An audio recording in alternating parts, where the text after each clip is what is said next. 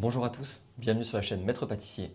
Aujourd'hui, je vous propose de réaliser avec moi une pâte sucrée et surtout de voir en détail le fonçage des tartes et des tartelettes.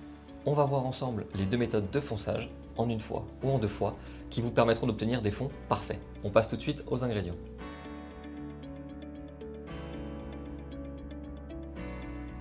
Pour cette recette, vous allez avoir besoin de beurre, de farine, d'œufs, de poudre d'amande, de sucre glace et de sel.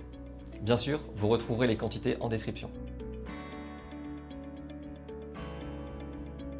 Pour débuter cette recette, on va faire ramollir le beurre au micro-ondes. Ça nous permettra de faciliter l'étape du crémage, donc le mélange entre le beurre et le sucre glace. Le beurre est ramolli, on va pouvoir l'ajouter dans la cuve avec le sucre glace et le sel.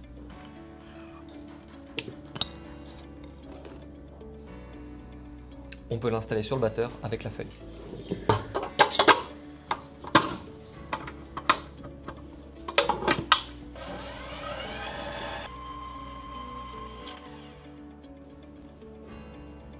Le beurre et le sucre glace sont crémés, on va pouvoir ajouter les œufs et la poudre d'amande.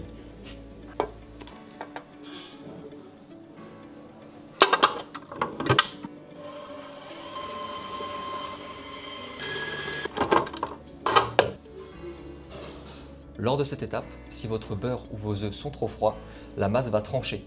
L'eau va se séparer de la matière grasse. Il faudra simplement venir chauffer la cuve au bain-marie avec un chalumeau ou un décapeur thermique pour remonter un peu la température, refaire tourner jusqu'à ce que ce soit homogène. Notre mélange est bien lisse, on va pouvoir ajouter la farine.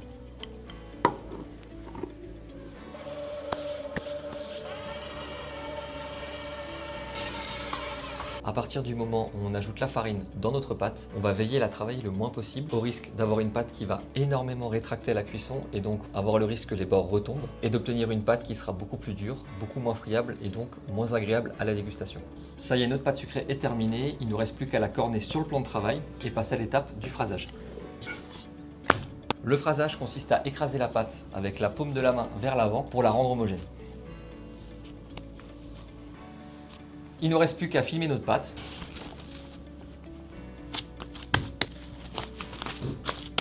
Pour permettre à la pâte de raffermir, on va la laisser au minimum 1h30 au frigo, mais bien sûr, vous pouvez très bien la faire la veille sans problème.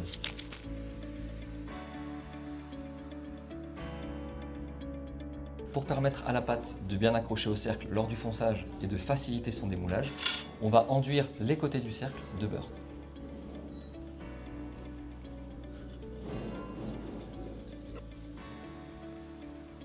Et on répète l'opération avec les cercles à tartelettes.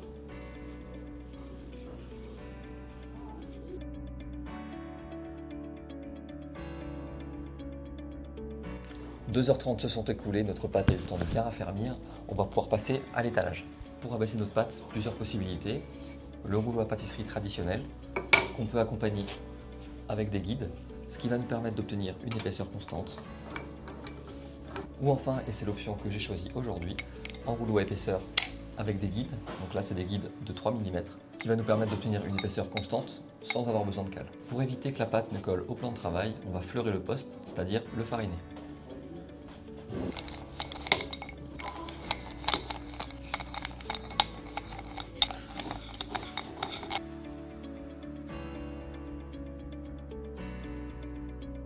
On va commencer avec le fonçage en une fois. Pour ça, on va prendre le cercle qui va nous servir à foncer notre tarte. Là, c'est un cercle de 22 cm de diamètre. Et on va venir découper autour en comptant 2 cm de plus que le cercle.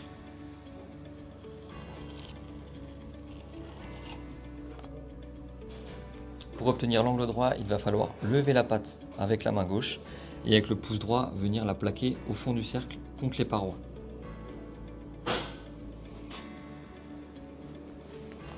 Pour s'assurer que notre cercle soit bien foncé, on va pouvoir le retourner et venir vérifier si on a bien un bel angle droit entre le cercle et la pâte. Pour terminer la première méthode de fonçage, on va venir araser le dessus du cercle, c'est-à-dire enlever l'excédent de pâte. N'ayez pas peur quand vous déplacez le cercle. On pourrait penser qu'en levant le cercle, la pâte va rester sur le plan de travail, mais si le cercle a été bien foncé, elle restera en place. Pour les tartelettes, même procédé, j'ai en porte-piécier des fonds de 11 cm de diamètre pour pouvoir les placer dans mes moules de 8 cm de diamètre. Je commence déjà par placer ma pâte au fond de mon cercle, puis ensuite je vais m'assurer d'obtenir cet angle droit comme pour le grand cercle.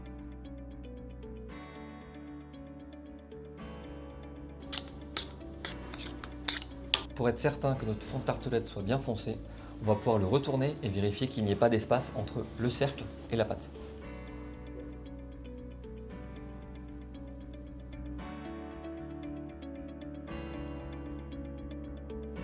Pour la deuxième méthode, le fonçage en deux fois, on va faire une bande qu'on va placer sur les côtés du cercle et mettre un fond au centre. Pour connaître les dimensions de la bande qui vous permettront de faire tout le tour de votre cercle, on va faire pi fois le diamètre du cercle. Donc là, dans ce cas-là, on va faire pi 3/14 fois 22 qui est le diamètre de mon cercle. Pour vous aider, je vous affiche la formule en bas de l'écran. Pour ce calcul, ça nous donne 70 cm, donc on va couper une bande de 70 cm de long et au minimum 2 cm de hauteur, qui est la hauteur de mon cercle.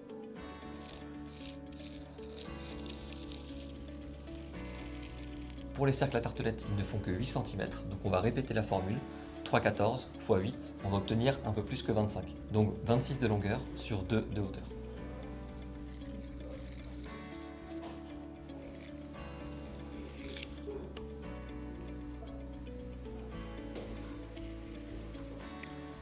Nos bandes sont découpées, on n'a plus qu'à les installer dans nos cercles. Pour déplacer plus facilement les bandes pour la grande tarte, on peut les enrouler sur elles-mêmes, ça permettra d'éviter de les casser. Pour coller les côtés, il nous suffit de dérouler la pâte contre le cercle.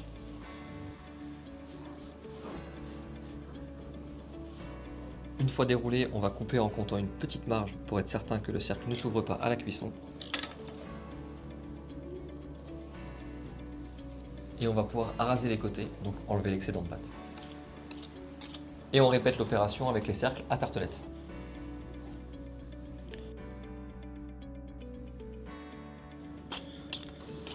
Les côtés de nos cercles sont prêts, on va pouvoir les placer au congélateur pour qu'ils durcissent bien. Une fois qu'ils seront congelés, on va s'en servir pour emporte-piécer la pâte et obtenir notre fond. Pour le réaliser, il suffit de l'abaisser à la même épaisseur et on va emporte-piécer avec le cercle congelé.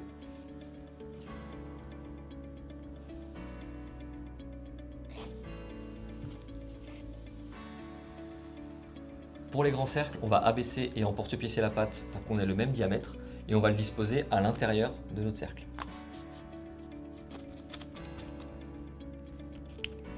Pour réduire les risques que les côtés tombent pendant la cuisson, on va les congeler. Nos fonds sont congelés, on va pouvoir les strier avec un couteau ou les piquer avec une fourchette pour éviter qu'ils ne gonflent à la cuisson.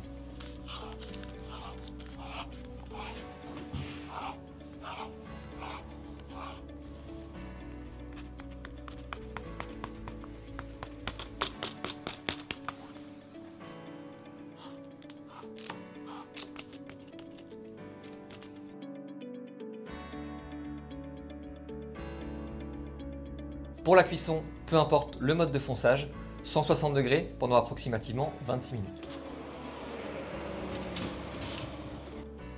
J'ai sorti les fonds juste avant la fin de la cuisson. On va pouvoir passer un peu d'œuf battu sur l'extérieur et l'intérieur.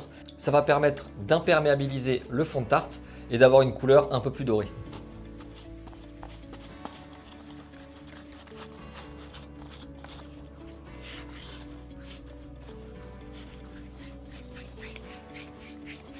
Et on peut les repasser au four jusqu'à ce qu'elles aient une couleur bien dorée.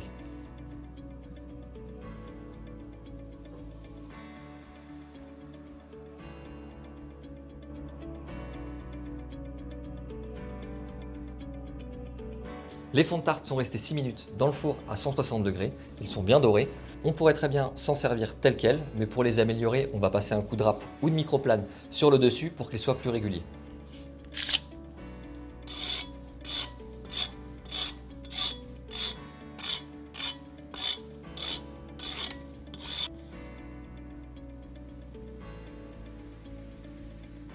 Peu importe la méthode, vous savez maintenant réaliser le fonçage d'une pâte sucrée. Vous pourrez vous en servir pour réaliser des tartes et tartelettes, citron, chocolat, caramel. Il existe énormément de possibilités. J'espère que cette vidéo vous a plu. Si vous avez des questions, n'hésitez pas à les laisser en commentaire. Et nous, on se retrouve la semaine prochaine pour une nouvelle recette.